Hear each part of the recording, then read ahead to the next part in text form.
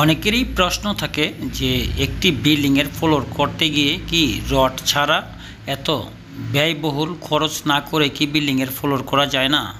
সম্মানিত ভাই ও বন্ধুরা, আসসালামু আলাইকুম। যারা একটি বিল্ডিং করতে গিয়ে হিমশিম খেয়ে যায়, সাধারণ মানুষ যারা প্রবাস করে কম বেতনে চাকরি করে একটি বাড়ির করার স্বপ্ন দেখে স্বপ্ন পূরণ করতে দিনরাত পরিশ্রম করে যাচ্ছে, তাদের জন্য কিন্তু একটি কাজ সম্পূর্ণভাবে করতে অনেকটা হিমশিম খেতে হয়।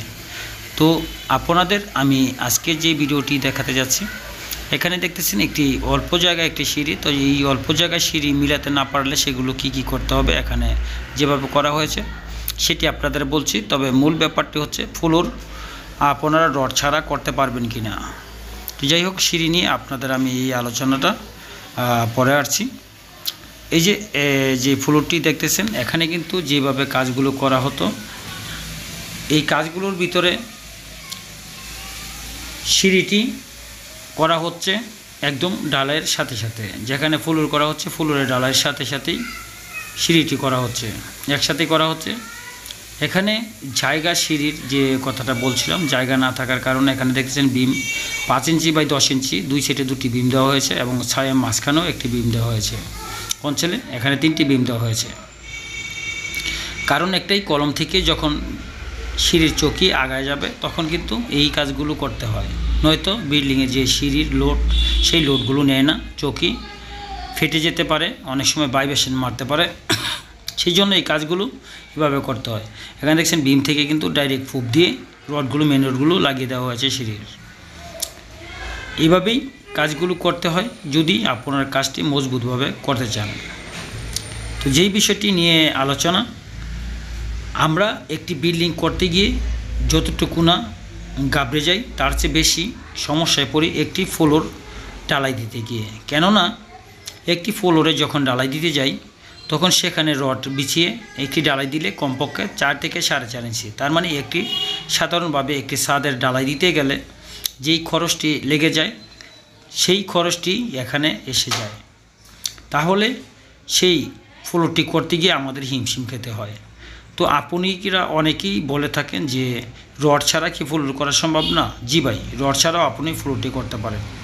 এখানে যেভাবে রডগুলো বিছানো হয়েছে, এই রডগুলো ছাড়া আপনি মাটি ভালোভাবে পানি দিয়ে বসিয়ে সেখানে খুবই সময় নিয়ে দুরমুস পিটিয়ে দেখা গেছে আপনি যদি শুধু ইটের সোলিং করে সেখানে 2 থেকে 2.5 ইঞ্চি রড ছাড়া যদি আপনি ঢালাই দেন ফ্লোরের, তাহলে আপনার ফ্লোরটি কিছু হবে না, সেটি আপনি নিশ্চিত থাকতে পারেন। শুধু কিছু জায়গায় সমস্যা হতে পারে, সেটি হচ্ছে আপনার যখন কোথাও কোনো গর্ত থাকে, কোনো পুষ্কুনির আশপাশে দিয়ে বিল্ডিং করতে চান, সেখানে বিল্ডিংয়ের ফ্লোরের মাটিগুলো 8 থেকে 10 ফিট হয়ে যায় হাইট, তখন সেই মাটিগুলো সহজে বসে না, সেখানেই আপনি রড দিয়ে ডালাই দিতে হবে। দেখা গেছে আপনার বিটি বাড়ি বিল্ডিং করেছেন, চতুর্দিকে বাড়ি বাঁধা, সেখানে আপনি 4 থেকে 5 ফিট পরিমাণ মাটি ফেলেছেন, সেই শুধু বিটি বালু ফেলবেন, তাহলে সেখানে মাটি পানি দিয়ে মাটিগুলো বসিয়ে রড ছাড়াও আপনি ডালাই দিতে পারেন। আমরা এমনও করেছি যেটা ইটের সোলিং না করেও শুধু 2 থেকে 2.5 ইঞ্চি ডালাই দিয়েও ফ্লোর করেছি, সেই ফ্লোরগুলো এখনও কিছু হয়নি। এখন দিন যাচ্ছে, আমরা একজনের দেখা দেখি আরেকজন করতে যাই, আসলে কোথায় কিভাবে করতে হবে সেই বিষয়টিও আমাদের অনেকের জানা নেই। কেননা এই কাজগুলো করতে গিয়ে আমি দেখেছি অনেকেরই যে একটি ফ্লোর করতে গিয়ে অনেকটাই হিমশিম খেতে হয়।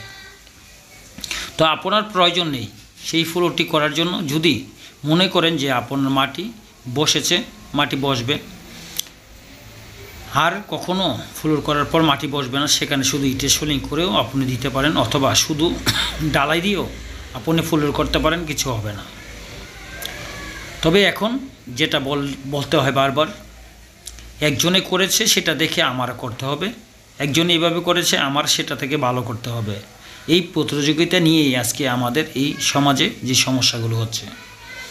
যাই হোক, ফ্লোরগুলো আপনি করতে পারেন, যদি করতে পারেন এভাবে তাহলে মজবুত হবে, সেটা সত্য, সেটা ঠিক আছে। আর যেটা বলে থাকেন যে ছাদের আগে ঢালাই দেওয়া ভালো ফ্লোর নাকি ছাদ ঢালাই দেওয়ার পর, সেটি আপনি পরেও করতে পারেন, যদি সম্ভব হয় সেটি আগে করে নেবেন। আর আগে করতে নিলে গেলে সেই পাইপগুলো দেখতেছেন, এই পাইপগুলো কিন্তু অবশ্যই সঠিকভাবে বসাতে হবে, কারণ ঢালাইয়ের পর কিন্তু সেগুলো আর বসানো সম্ভব নয়। এই বিষয়গুলো মাথায় রেখে আপনি কাজ করে যেতে পারেন। আরও আপনার বিল্ডিং সম্পর্কে কোনো ধারণা জানতে চাইলে অবশ্যই সেটি কমেন্টে জেনে নেবেন। আজ এই পর্যন্তই। আল্লাহ।